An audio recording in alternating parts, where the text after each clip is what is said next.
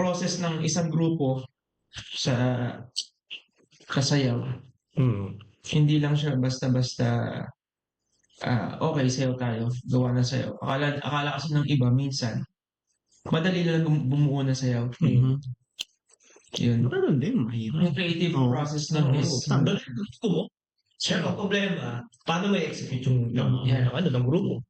Like, hindi naman siya, nakabuo ka nga. O, anong gagawin natin? Paano tayo mag-start? Sino yung magiging choreographer? Sino nga hawak? Paano yung gatong big, style? Tsaka, I think ang isa pang challenge dun is kasi siyempre, bawat dancers, iba-iba kasi yung style.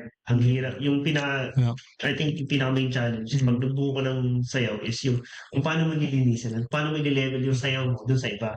Kasi iba may malakas, minsan may medyo, alam mo yun, Mix talaga.